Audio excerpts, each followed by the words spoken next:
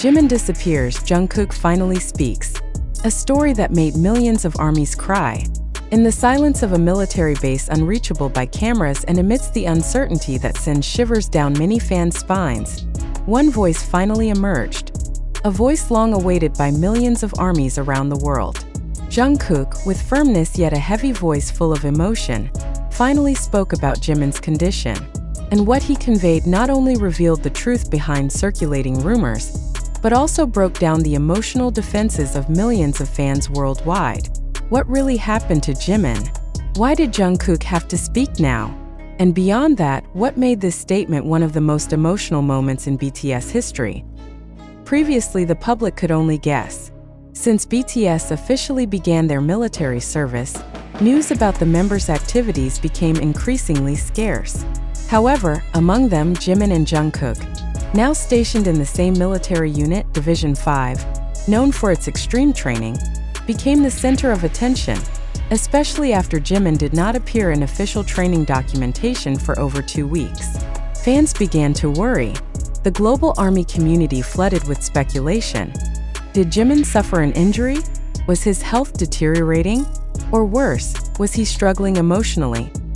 The worry intensified when several unnamed soldiers spread vague information about a celebrity struggling to adapt in extreme weather. From various military forums, the rumor quickly spread to the army community, until finally, a short video surfaced showing Jimin sitting by the training field, holding his knee while speaking quietly to a soldier later identified as Jungkook. But the video answered nothing. On the contrary, it raised even more questions. And then the day came. In an internal military interview session not originally meant for public release, but later leaked through military community platforms, Jungkook finally said something that left many unable to hold back tears. In a calm tone but with eyes visibly burdened, he said, "We're all struggling here, but Jimin, he's fighting harder than anyone I've ever seen. And if you're wondering why he's not visible, the answer is simple. He's healing himself." That statement sparked extraordinary uproar. Jungkook continued, saying that Jimin had suffered a minor injury during intense field training, when his body was forced to cross rocky terrain in freezing temperatures. But beyond the physical wound, what Jimin endured was heavy emotional pressure. The pressure to appear strong in front of regular soldiers, the pressure of maintaining the image of a role model idol, and the pressure of not wanting to disappoint his fans. "He doesn't want you to know how hard this is," said Jungkook while bowing his head. "But I know, and I think you should too." Public reaction exploded instantly. Thousands of posts with hashtags #WillLoveYouJimin and #ThankYouJungkook flooded social media within minutes. On Twitter, fans from around the world posted endless support messages. Even official Korean media accounts highlighted Jungkook's statement, a rare occurrence in the context of military training, which is typically very closed off. Some of the messages from armies were heart-wrenching. "Jimin, if you're feeling tired, remember that you've saved so many hearts you don't even know." "Jungkook, thank you for speaking up. Sometimes silence hurts more than truth. We don't need you to be perfect, Jimin. We just need you to come back safely." Interestingly, according to internal sources interviewed by a military radio station, Jimin did not want his injury announced due to fear of worrying fans. He continued to attend some training sessions, although limited by medical officers. And during one night session, Jimin was reportedly seen writing something in his notebook, occasionally wiping tears. The writing has never been published, but a soldier who saw it said, "He just wants to feel useful, even when his body can't keep up." When asked why he finally chose to speak, Jungkook answered calmly but with firm resolve, "Because I know what it feels like to be alone. And I don't want Jimin to feel that way. Whatever happens, we'll get through this together." This statement was not only a reaffirmation of the brotherly bond between these two BTS members. It was a declaration of honesty and empathy rarely seen in the celebrity world, especially within the rigid and formal context of the military. Jungkook, known for being tough and composed, showed his most human side. And through that, he didn't just touch armies' hearts. He opened many eyes to the harsh reality idols face when dealing with the real world outside the spotlight. Now Jimin is still in recovery. He's not absent because he's weak. He's disappeared from the camera because he's rebuilding his strength. And Jungkook, like a silent guardian, is by his side, ready to support, share the burden, and make sure the world knows they're more than just two big names from South Korea. The big question now arises: what will happen when they return? What kind of transformation will Jimin and Jungkook undergo after enduring a military journey filled with pressure, pain, and true brotherhood? One thing is certain: whatever happens in the future, this story has already become one of the most emotional chapters in BTS history. And now the world no longer sees them only as idols. They are human, they are soldiers, and they are true friends standing together in the storm. Is this real? Or just a sensational narrative? Time for ARMY and the public to think critically after Jungkook's emotional statement about Jimin's alleged physical and emotional pressure during military service. The wave of sympathy from the public and ARMY community was nearly unstoppable. Timelines filled with messages of support, and media attention began focusing on what was really happening behind the closed gates of South Korea's Division 5 military unit. But amid the tide of empathy and support, one important question arises: did this truly happen? Or is this just a narrative crafted to create drama and maintain the public presence of these figures during their absence from the entertainment world?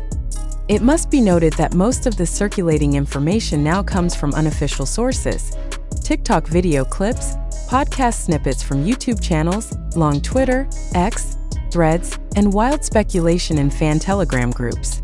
These fragments may have strong emotional pull, but is there any guarantee that what we're seeing and reading hasn't gone through editing, framing, or even fabrication? Are we witnessing reality, or just a product of the industry's need to stay relevant?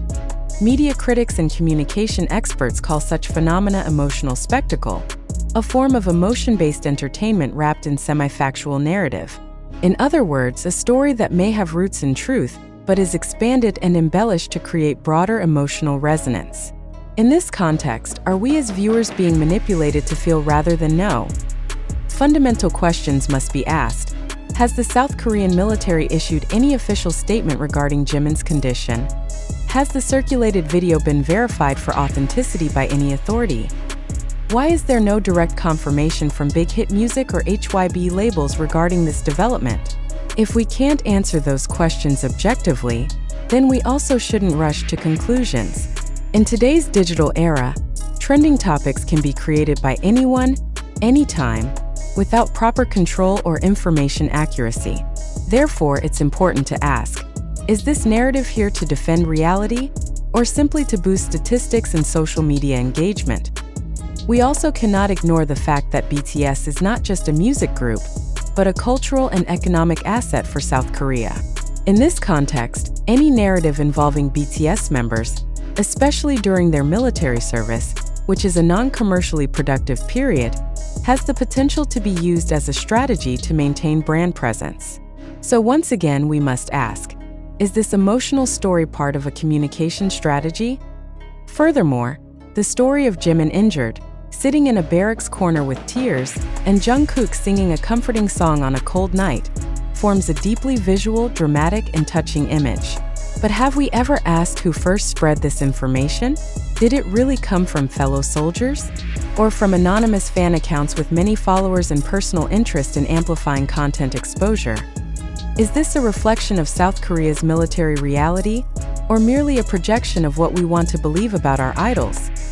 To answer all of that, we must adopt active skepticism, not to immediately reject or accept information, but to question its validity, trace its source, and objectively examine the context. Some steps we can take: verify sources. Check if the info comes from credible media, or just anonymous accounts with unclear reputations. Cross-platform confirmation. If the event really happened, there should be consistent narratives across platforms, not just going viral on one. Consider the motives of those sharing the info. Do they gain financially or socially from spreading certain stories? Beware of visual and audio manipulation. In this era of AI and deepfakes, it's not impossible to fake emotional moments just for virality. Because in the end, loving our idols also means having the courage to love the truth, whatever form it takes. Thank you for reading with an open mind. Now we leave it to you: do you still believe this is real? Or are you beginning to see that maybe we're all part of a bigger script that wasn't entirely honest from the start? Please share your thoughts in the comment section. We look forward to your reflections and critical insights.